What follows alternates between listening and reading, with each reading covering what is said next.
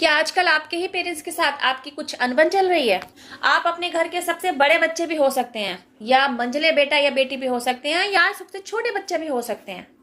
समझने वाली बात यह है कि आप अपने माता पिता के ऐसे बच्चे हैं जो ईश्वर के बड़े प्यारे हैं, मतलब जिसका ईश्वर के साथ बहुत ही गहरा संबंध है, जो कर्मों में मानता है, जो माता पिता को ईश्वर तुल्य समझता है, जिसमें वे सभी ईश्वरीय गुण मौजूद हैं जो कोई भी माता पिता चाहेगा कि उसके बच्चे में ऐसे गुण मौजूद हों। इन सब के बावजूद आपके और आपके पेरेंट्स के रिश्तों के बीच दूरी बनी, आपके रिश्तों के बीच मनमुटाव बने, आपके आपस में संबंध मधुर नहीं रहे। इसी मनमुटाव के चलते एक दिन ऐसा भी आया कि आपके पेरेंट्स ने आपका विवाह भी कर दिया। पहले क्या था, पहले तो आप एक ही घर में रहने के बावजूद बस दिल से दूर थे, अब तो आप नजरों से भी दूर थे, आपके और उनके घरों के बीच में डिस्टेंस भी था। आप यह सोचते रह गए कि दूर रहने से शायद पहले जैसे नजदीकियां वापस से बन जाएंगी, लेकिन हो इससे उलट ही रहा था। आपको पता ही नहीं चला, लेकिन एक्चुअली आपके और उनके बीच की दूरियां कम होने की बजाय और बढ़ती जा रही थी।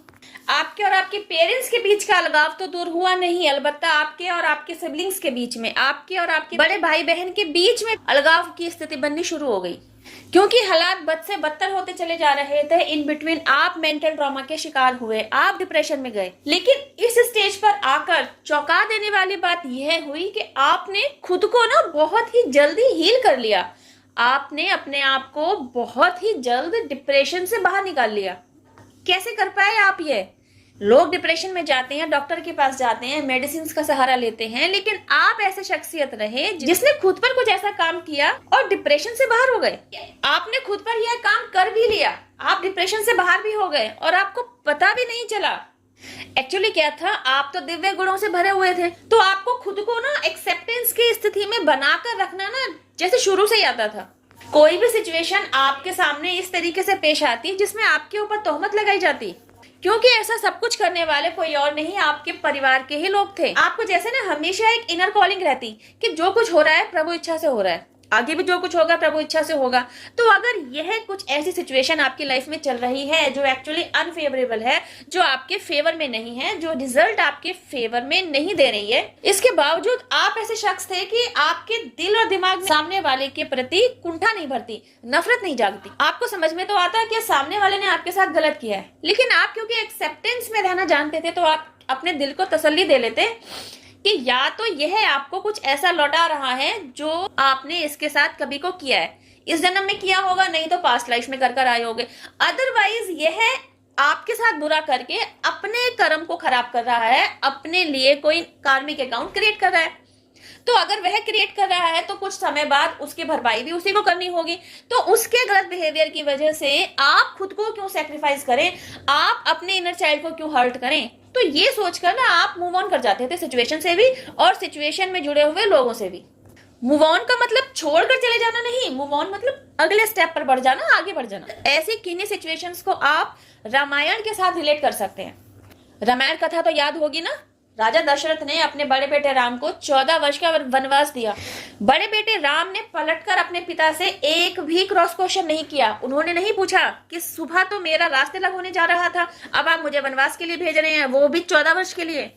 He didn't ask any question from his father. Even he accepted कि हाँ वनवास पर जाते हैं। इस सिचुएशन से जरा खुद को रिलेट कीजिए। What did you do? कहीं ना कहीं आपके सबकॉन्शियस माइंड में ऐसा कुछ बैठा हुआ था जो आपको ना किसी भी तरीके के आर्गुमेंट में पड़ने से रोक रहा था, जो कहीं ना कहीं आपको ऐसा कह रहा था कि जो कुछ तेरे साथ हो रहा है इसे एक्सेप्ट कर ले, क्योंकि यही नियति है। और आप ऐसा ही कुछ करते चले जा रहे थे जैसा कि भगवान राम ने किया।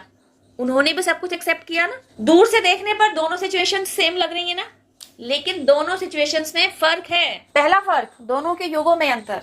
एक बच्चा जिसने अपने साथ होते हुए सिचुएशन को एक्सेप्ट किया वह त्रेता युग से बिलोंग करता था, और दूसरा बच्चा जिसने अपने साथ घट रही सिचुएशन को एक्सेप्ट किया वह कलयुग से बिलोंग करता है, मतलब आज की कहानी।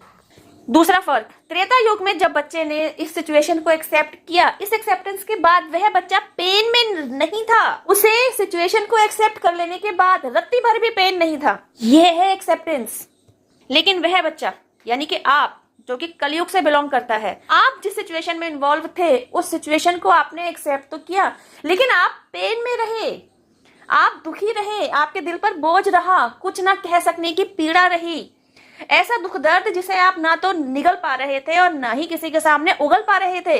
That is the difference between you both. तो आपको एक्सेप्टेंस के सही मायने समझाने के लिए, आपकी लाइफ में एक्सेप्टेंस का जादू बिखेरने के लिए, आपको अपने अंदर मौजूद दिव्य गुणों से परिचित कराने के लिए, आपके सारे पास्ट लाइफ कर्मास रिलीज कराने के लिए, आपको आपके सारे कार्मिक अकाउंट से बाहर निकालने के लिए, आपको आपकी ही इनर सेल्फ के साथ जोड़ने के लिए, आपको आपकी ही जर्नी पर आगे की तरफ बढ़ाने के लिए, आपको सभी स्पिरिचुअल टूल्स के बारे में समझाने के लिए, और भी बहुत कुछ जो आपके लिए बेहतरीन था, जो आपकी आगे आने वाली जर्नी में यूजफुल होने के लिए था। आपको इन सभी दिव्य गुणों से परिचित कराने के लिए ही तो डिवाइन इंटरवेंशन आपकी लाइफ में एंटर कराया गया। And you know what, during this awakening process आप ट्रांसफॉर्मेशन पीरियड से गो थ्रू हुए। This was the divine period जहां आपको समझ में आया कि कलयुग में खुद को एक्सेप्टेंस की स्थिति में किस तरीके से बनाकर रखा जाता है। खुद पर काम कर लेने के बाद, खुद को हील करने के बाद आपको यह समझ में आ चुका होता है, कोई भी ऐसी सिचुएशन जिसमें आप विक्टिम हैं, आपको बेगुनाह होते हुए भी कसूरवार ठहराया जा रहा है, आपने कुछ गलत नहीं किया, फिर भी आपके खिलाफ सबूत पैदा कर दिए जाते हैं जो आपको कसूरवार ठहरा रहे होते हैं।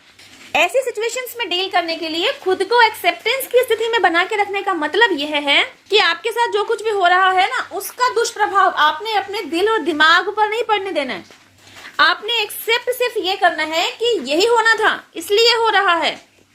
लेकिन आपके साथ जो कुछ भी गलत हो रहा है, आपने उसका डंका बजा देना है, आपने खुद को बेगुनाह साबित जरूर कर देना है। इसी बात की फाइट लड़नी है। देखिए, मेरी बात समझने में आपको थोड़ी मुश्किल हो रही होगी। जहां सीता माता पर इल्जाम लगाया जा रहा था, उन्हें भरी सभा में आकर यह प्रमाण देने के लिए कहा जा रहा था कि लव और कुश भगवान राम के पुत्र हैं। जरा ध्यान से समझिएगा, जिस धोबी की मंदबुद्धि की वजह से यह सारा ड्रामा तैयार हुआ, जिस धोबी के इल्जाम की वजह से माता सीता के चरित्र पर आंच आई, तो क्या माता सीता ने उस धोबी से आर्गुमेंट किया या उसको सफाई दी? या फिर जिन भी लोगों ने उस धोबी की बात का समर्थन किया, उन लोगों के प्रति माता सीता ने अपने मन में कटुता को जन्म दिया। उन्होंने एज अ ह्यूमन बीइंग अपने मन में किसी भी तरीके की मलिनता को नहीं आने दिया। तो उन्होंने क्या किया? 100 सुनार की एक लुहार की वाला काम किया। भरी सभा में उन्होंने अपने चरित्र का ऐसा प्रमाण दिया कि दूध का दूध और पानी का पानी हो गया। उनकी जर्नी की कार्मिक यात्रा उस एक स्टेप से पूरी हो गई। मतलब स्पिरिचुअल लेवल की बात करें तो माता सीता एक्चुअली माता लक्ष्मी का ही प्रतिरूप थी ना। धरती पर एक्चुअली वे अपने कार्मिक अकाउंट के तहत आई थी। तो उनके द्वारा लिए गए इस एक स्टेप के जरिए न केवल उनका कार्मिक अकाउंट खत्म हुआ, बल्कि उनकी आगे की यात्रा का रास्ता खुल गया। मतलब वे वापस अपने लोक पहुंच गई। ऐसा ही कुछ तो हमारे और आपके साथ होता रहता है, बर्थ बाय बर्थ। जो समझ लेते हैं वे सबसे पहले अपने व्यवहार पर रोक लगा लेते हैं, अपनी सोच पर काबू पाते हैं, अपने इंद्रियों को वश में रखना शुरू करते हैं। ये सब कुछ करना आसान नहीं होता। इसे आसान बनाने के लिए ही तो स्पिरिचुअलिटी को आपकी लाइफ में एंटर कराया जाता है। आप स्पिरिचुअल पाथ पर चलते हैं। स्पिरिचुअल पाथ पर चलने की वजह से इन सब चीजों पर काम करना आपके लिए आसान होता है।